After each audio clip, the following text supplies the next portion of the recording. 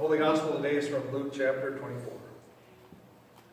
But on the first day of the week, at early dawn, they came to the tomb, taking the spices that they had prepared. They found the stone rolled away from the tomb, but when they went in, they did not find the body. While they were perplexed about this, suddenly 2 men in dazzling clothes stood beside them. The women were terrified and bowed their faces to the ground.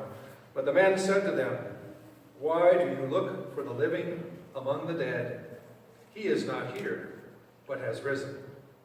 Remember how he told you, while he was still in Galilee, that the Son of Man must be handed over to sinners and be crucified, and on the third day arise again." Then they remembered his words. And returning from the tomb, they told all this to the 11 and to all the rest. Now it was Mary Magdalene, Joanna, Mary the mother of James, and the other women with them who told this to the apostles. But these words seemed to them an idle tale, and they did not believe them.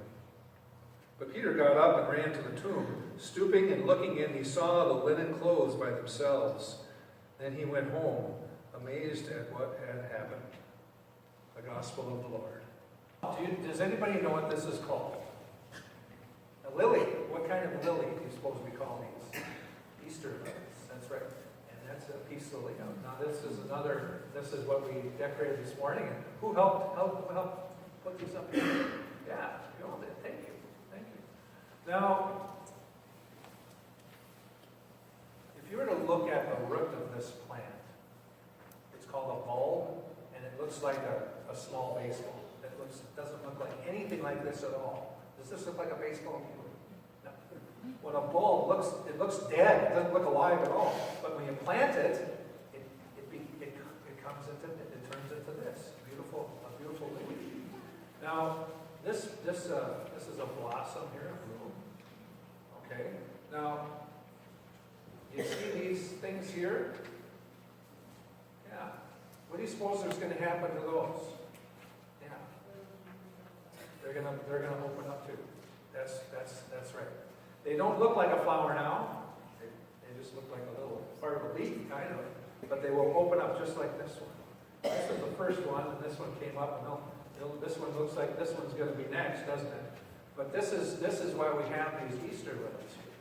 Because it said Jesus was the first fruit of the people that are being raised from the dead. He's the first one, like this blossom here. It's the first one. And because of this one bloomed, we know that this one's going to bloom, this one's already blooming, this one, and this one is going to happen too. And that's why we have these on Easter, to remind us that because Jesus is raised from the dead, just like this flower, we're going to be raised too. We're just going to take our time, wait our turn. But Jesus is the first one, and someone had to go first, and he did.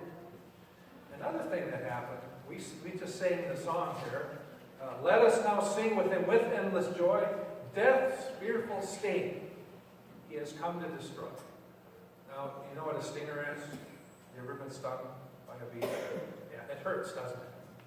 Well, what happened one day, a man was driving with his little boy in a car, and a bee flew in the car.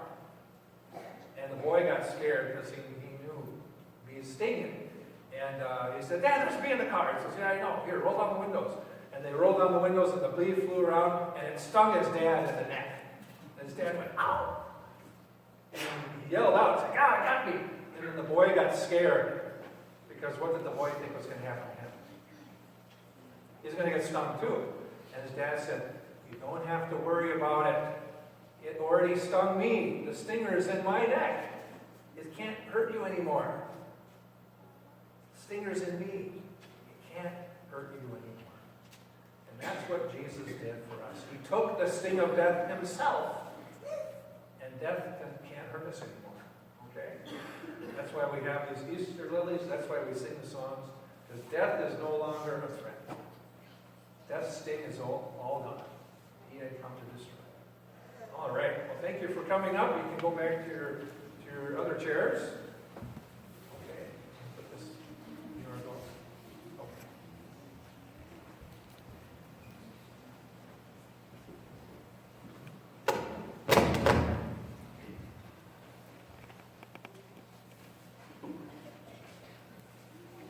When the women came back from the tomb on Easter morning, they brought with them astonishing news. They retold to the men, to the 11 and all the rest that were there, what the angel told them. Why do you seek living among the dead? He's not here. He has been raised. He's risen. And they ran back and told them what they have heard. It has been said that all Christian preaching begins with this story. The tomb is empty. The good news. And that all sermons echo this same message. The first announced from the angels to the women, and then passing it on to the other disciples. But Luke tells us how the men responded. The translations differ, but you can take your pick. The words of the women seem to them like an idle tale. That's what our translation says in the New Revised. Empty talk is another version. A silly story for the kids' Bible. A foolish yarn. Utter nonsense. Or as Dickens said, bah humbug. Right?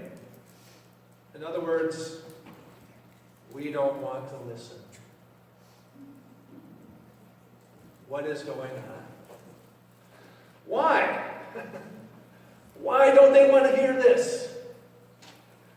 The announcement is revolutionary. It changes everything. He's risen. He's not dead. So why did the apostles dismiss the first news of Easter with a wave of the hand or closing of the ears? Well, some have suggested, the reason why is because it was women who were telling it to them. What? Well, it's women. The Mishnah reads, "From women let not evidence be accepted because of the levity and temerity of their sex." Nice try. These women had been with the disciples, with Jesus, for months. Some of them the whole time. The whole time they were with Jesus. They knew the women. They knew the men. They knew what was going on. There's something else, I think. After all, the women are confirming what Jesus himself told the disciples at least 3 times. That the Son of Man must suffer many things, be rejected by the elders, the chief priests, and the scribes, be killed, and after 3 days rise again. And every time he told the disciples that, he didn't say it in a parable. He didn't say, once upon a time there's a man going to the town, and he's told it plainly, so they wouldn't miss out. In fact, that's what the angels told the women. Remember how he told you that this must happen. They heard it too. Men and the women all heard it. When the women came racing back with the news that these words had come to pass, one would think that the 11, the disciples there, and the rest that were there, would be prepared. Heard it 3 times. At least eager to be receptive to what they heard. Instead, they closed their ears, checked their smartphone to see what else is going on, and then wondered what they're going to hear next. Why? Well, they had just seen with their eyes Jesus being arrested in the garden. They all ran away. As the saying goes, when danger reared its ugly head, they bravely turned their tail and fled. They left. He's handed over to the chief priests. They knew that's where he was going to go, but they weren't anywhere near. They knew that there was a trial going on. Publicly, they saw him walking down the street, stumbling, falling, and finally, he couldn't carry the cross anymore, so they compelled someone from the country, Simon of Cyrene, to carry his cross. And then Jesus went ahead, and Simon carried it. He was so exhausted and wounded and wore out, he couldn't even carry the cross piece. They saw that. And the women did, at least. What else did they see? Well, he was nailed to the cross between 2 other criminals. He dies a slow, agonizing death. hours long on the cross. A death so painful that today in the hospital, they still use the word that means pain from crucifixion. If you're describing what's your pain, on a scale of 1 to 10. 10 is excruciating. Pain from crucifixion. We still use that word that came from the old Latin. Pain from being crucified. Finally, he was placed in the tomb. Nicodemus was there. Joseph of Arimathea, they saw it. They saw the tomb. They saw it sealed. End of the story. For the disciples, Jesus' death was a tragic ending of what they had hoped for. It was not a heroic ending at all. Or was it? What was going on in Palm Sunday? We just celebrated it last Sunday. When Jesus came to Jerusalem.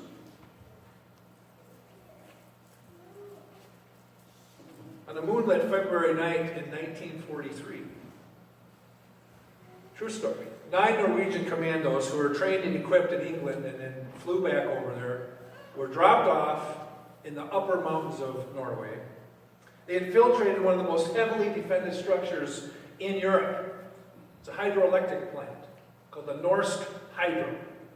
It made fertilizer, produced electricity, and as a byproduct, they found out it made heavy water. What are we going to do with this? Well, people found out what you could use with heavy water is you conduct atomic experiments to try to make fissionable material and produce an atomic weapon.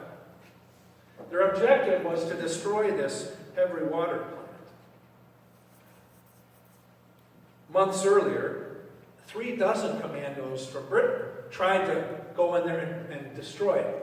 When the plane crashed, many of them were killed. Those who were caught were then interrogated and executed by the Gestapo. How are they going to blow this thing up? They tried bombing it, but it's in a ravine. You couldn't get there. The weather was always bad, and there's no way. The bottom cliff is unscalable, and therefore it was undefended. Well, these commandos scaled the unscalable cliff. They went inside there, snipped one padlock, went inside where these tanks were about as tall as where the cross is, about 5 or 6 in a row. They put the charges on the bottom of the tanks, and they cracked them open. They didn't have a big fireball explosion like you see in the movies. It was just a little pop. But it cracked the bottom of the tanks open. So all this water that was slowly, drip by drip, took months to get this water going. It just went down the floor drain. The next morning when the scientists came to do their stuff, get the water out, hey, there's no water. It was gone. Over. The plant was central for the Germans to conduct these experiments. And because this was destroyed, all the water's gone, the German effort to develop an atomic weapon was effectively over. They did not blow this plant up from the outside. They tried that before. They blew it up. They ruined it. They destroyed it from the inside out. It was a heroic tale. In fact, it was made into a movie, 1965. What's his name? Richard Harris, Kirk Douglas. We're looking at the cross of Jesus, Palm Sunday, Holy Week. It doesn't look like a heroic tale, like a movie like this. We call it The Heroes of Telemark. Rented on Netflix. No, I don't think it's on Netflix, but you can find it. When Jesus came to Jerusalem on Palm Sunday, he was on a mission, yes, from God. He was going to defeat the preferred weapon of our enemy, the one that comes to everyone. It didn't look like a heroic struggle, but it was a cosmic struggle.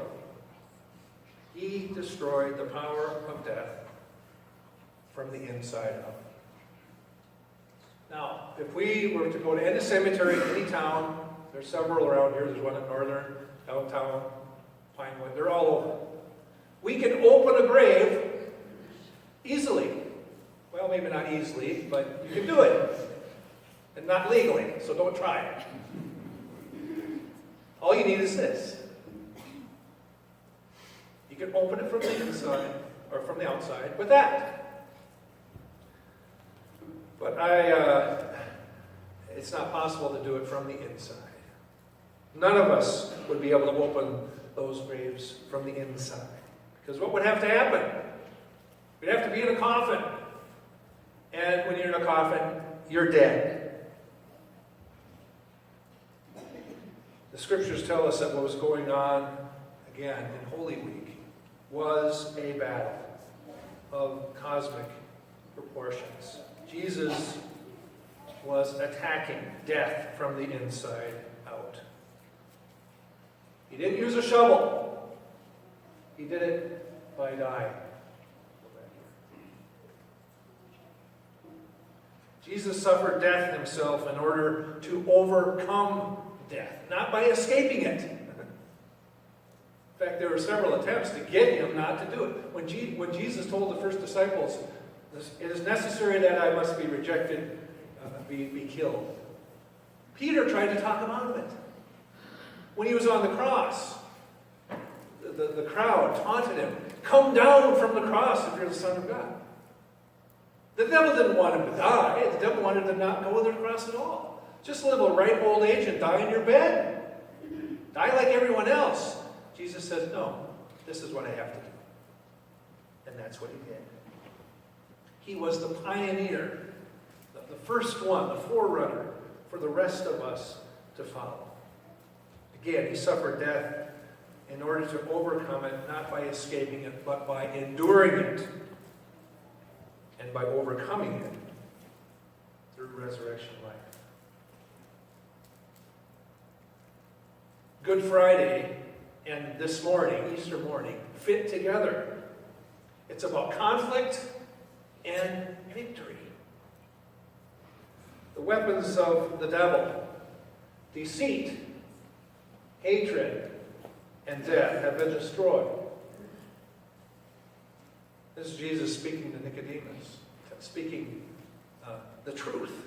The devil uses deceit. Jesus speaks the truth. The weapon of hatred, Jesus uses love. The weapon of hatred that separates families and tribes and countries and communities apart. Jesus uses love to bring them back together. Here he's speaking to a woman from Samaria. Jews don't talk to Samaritans, is what she told him right away. He says, I know, but I'm talking to you. He bridges that gap of hatred. And the weapon of death, Jesus destroys by dying. And by being raised from the dead. The empty tomb is the victory. Let us now sing with him, with endless joy. That's fearful sting he has come to destroy. Our sin forgiving. Alleluia. Jesus is living. Alleluia. Thanks be to God.